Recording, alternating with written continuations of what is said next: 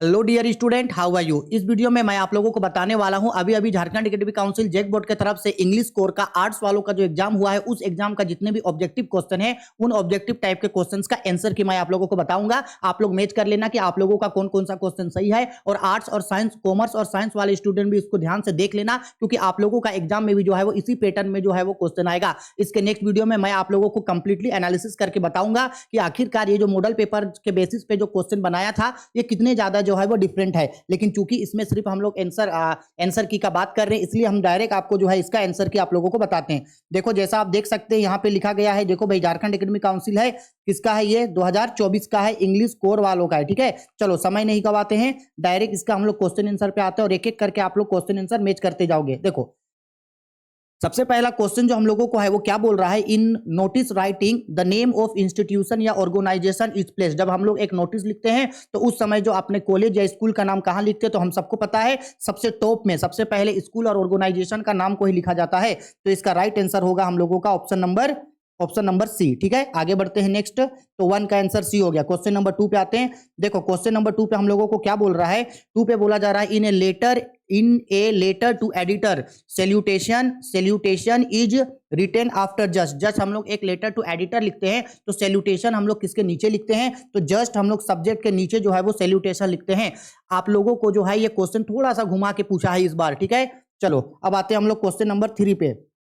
देखो question number 3 पे हम लोगों को क्या बोला जा रहा है, what is the correct way to write the subscription in a formal letter. जब हम लोग एक फॉर्मल लेटर जब लिखते हैं तो उस समय जो है वो सब्सक्रिप्शन हम लोग किस तरीके से लिखते हैं, यानी सबसे लास्ट में जहां हम लोग सिग्नेचर करते हैं वो सिग्नेचर किस तरीके से लिखते हैं, योर ट्रूली। और इसका राइट आंसर होगा ऑप्शन नंबर आपका, एक मिनट रुको, इसका राइट आंसर होगा, एक मिनट, इसका राइट आंसर होगा हम लोगों का ऑप्शन नंबर सी। पैटर्न देख लो, ये कैपिटल वाई है ना, ये पैटर्न सही होता है। ठीक है, तो 1-3 का आंसर होगा ऑप्शन नंबर सी। आगे बढ़ते हैं नेक्स्ट क्वेश्चन नंबर 4 पे। 4 पे क्या बोला जा रहा है, in a report writing the language used should be. यानी जब आप एक रिपोर्ट लिख रहे, इन रिपोर्ट राइटिंग जब आप एक रिपोर्ट लिख रहे हो तो उसके अंदर लैंग्वेज किस तरीके का यूज करना है, तो वो बहुत ही ज्यादा लाउड लैंग्वेज होना चाहिए, मतलब एकदम क्लियर लैंग्वेज होना चाहिए। आगे बढ़ते हैं। देखो ये 4 जो है आप लोगों का रीडिंग मतलब एडवांस राइटिंग स्किल से क्वेश्चन था। अब जो है आप लोगों को पोयम दे दिया है, और ये पोयम समय नहीं गवाते हैं, आप सबको पता होगा, पढ़ने के बाद पता चल गया होगा, माई मदर एट 66 का ये पोयम है। ठीक है, डायरेक्ट इसके क्वेश्चन पे आते हैं। देखो क्वेश्चन नंबर 5 पे बोला गया था, name the poem of the given lines is. इस पोयम का नाम पूछ रहा है तो हम सबको पता है माई मदर एट 66। 5 का आंसर होगा बी। आगे बढ़ते हैं क्वेश्चन नंबर 6। देखो क्वेश्चन नंबर 6 में क्या बोल रहा है यहाँ पे, the poet's mothers is described as open mounted because. Poet की जो माँ है उसको जो है ओपन माउंटेड बोला गया है, क्यों, तो इसका राइट आंसर होगा हम लोगों का option number D, she was dosing. Dosing मतलब होता है कि सोना, स्लीपिंग, इसलिए ओपन माउंटेड से उसको कंपेयर किया गया है। आगे बढ़ते हैं क्वेश्चन नंबर 7 पे। देखो 7 नंबर पे बोल रहा है, in the given extract the phase realized with pain indicates that. ऊपर जो पोयम बोला गया है उस पोयम में रिलीज्ड विथ पेन ये किस चीज को दिखाता है, तो ये पोएट का दिखाता है ट्रबल पास्ट, यानी बचपन का पोएट का जो डर था वही डर उसको दोबारा सता रहा है। ठीक है, तो 7 का आंसर होगा बी। आगे बढ़ते हैं 8 पे। देखो क्या बोल रहा है, according to the poet the things of beauty is. ये वेरी सिंपल है, पोयम के सबसे स्टार्टिंग में बोला गया है a thing use a beauty forever, यानी 8 का आंसर होगा हम लोगों का ऑप्शन नंबर बी। आगे आते हैं क्वेश्चन नंबर 9 पे। देखो क्या बोला जा रहा है, the story the last lesson highlight which human tendency. ये किस तरीके का ह्यूमन टेंडेंसी को दिखाता है, तो ये प्रोक्रास्टिनेशन को दिखाता है। ठीक है, चलो आगे बढ़ते हैं हम लोग क्वेश्चन नंबर 10 पे क्या बोल रहा है, क्वेश्चन में who is mister Lamb. Mister Lamb कौन था, तो mister Lamb is an old man, वो एक ओल्ड मैन था। 10 का आंसर होगा बी। आगे बढ़ते हैं 11 पे बोल रहा है भाई, who gives us an insight into the world's geographical history. World का ज्योग्राफिकल हिस्ट्री कौन बताता है, तो ये हम लोगों का बताता है स्टडी ऑफ अंटार्कटिका, यानी अंटार्कटिका कॉन्टिनेंट, जब हम अंटार्कटिका का स्टडी करते हैं। 11 का सी।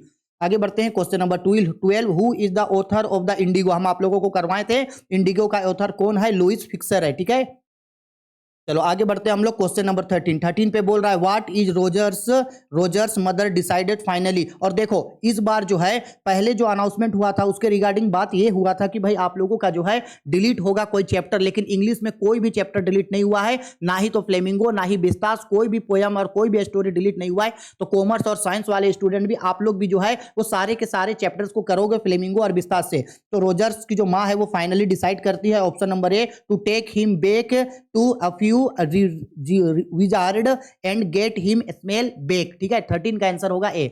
आगे बढ़ते हैं हम लोग क्वेश्चन नंबर 14। 14 नंबर पे देखो क्या बोल रहा है, what is the name of the school where Jeet Kalasa study. Jeet Kalasa जिस स्कूल में पढ़ती थी उस स्कूल का नाम क्या था। तो इसका आपका कितना नंबर है क्वेश्चन नंबर 14।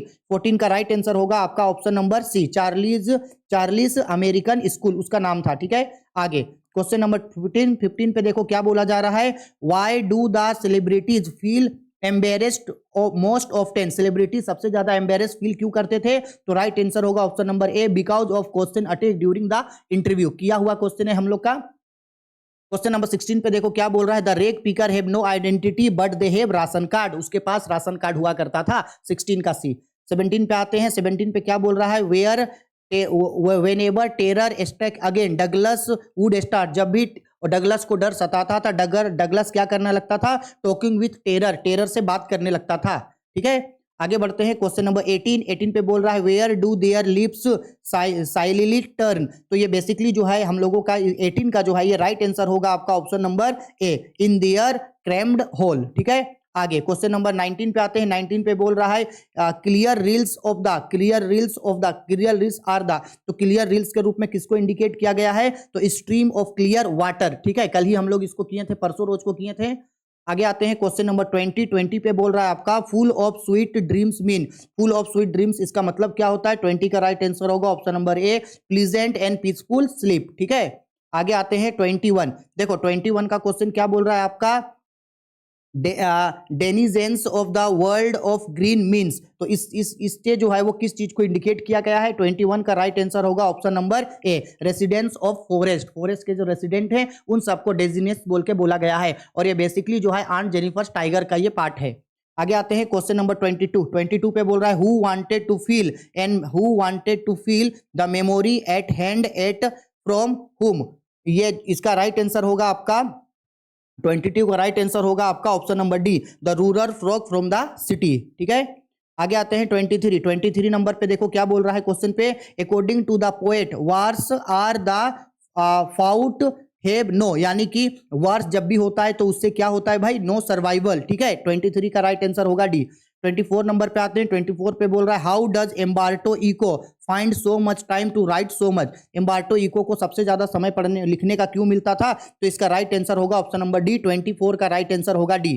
ठीक है, 25 में आते हैं। 25 में देखो क्या बोल रहा है, 25 में बोला गया है, why does dairy brings to sleep in the end. Dairy wants to be sleep end क्यों, हम डायरेक्ट आपको आंसर बता रहे, डिटेल में नहीं समझा रहे अभी। तो 25 का आपका राइट आंसर होगा option number B, because mister Lamb was died.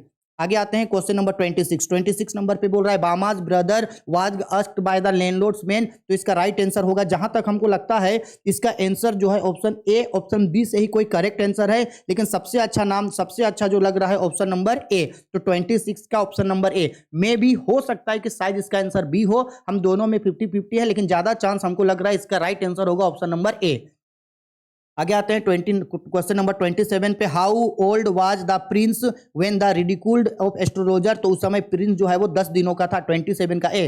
28 में आते हैं। 28 पे बोल रहा है, who is written the poem keeping quite poem कौन लिखे थे, तो पब्लो नेरूडा। 28 का ऑप्शन नंबर ए। आगे आते हैं क्वेश्चन नंबर 29 पे। 29 नंबर पे बोला जा रहा है आपका, why did M Hamel blame himself. M Hamel खुद को ब्लेम क्यों करता था। अब देखो इसमें भी दो ऑप्शन है, या तो ऑप्शन नंबर सी हो सकता है इसका, गिव स्टूडेंट हॉलीडेज, क्योंकि वो स्टूडेंट को छुट्टी दे दिया करते थे। लेकिन इससे भी ज्यादा सुटेबल जो आंसर है वो ऑप्शन नंबर ए लग रहा है, जिसमें बोल रहा है, not having taught them enough French. यानी उन लोगों को उतना फ्रेंच नहीं सिखा पाए थे जितना उन लोगों को सीखना चाहिए था। तो ए और सी में से ही कोई आंसर होगा, और मेरा जो है वो 50-50 चांस है, लेकिन ज्यादातर हमको जो है इसका जो है आंसर लग रहा है आपका ऑप्शन नंबर ए। ठीक है, तो आप अगर ऑप्शन ए मारे हैं तो सही है 29 का ए। आगे आते हैं लास्ट क्वेश्चन नंबर 30 पे। 30 पे क्या बोल रहा है, what forces children to live a life of exploitation. तो इसका राइट आंसर होगा पॉवर्टी। गरीबी के कारण वो लोग उस तरीके का लाइफ जीते थे। देखो हम सिर्फ आप लोगों को इसमें सिर्फ आंसर बताए हैं, और जो दो क्वेश्चन हम बताए हैं उसमें हमको लगता है कि ऑप्शन नंबर ए सही है। ठीक है, इसके बाद हो गया, इसके बाद एक नेक्स्ट वीडियो लाएंगे जिसमें इसको हम लोग कंप्लीट एनालिसिस करेंगे, और कॉमर्स और साइंस वाला स्टूडेंट हम लोग डिटेल में डिस्कस करेंगे कि आखिरकार जो है इतना ज्यादा चेंजेस किस तरीके से हुआ, और ये जो कल आप लोगों का एग्जाम होगा उसके लिए आप लोगों को किस तरीके से प्रिपेयर होना है। ठीक है, चलो बाय, टेक केयर।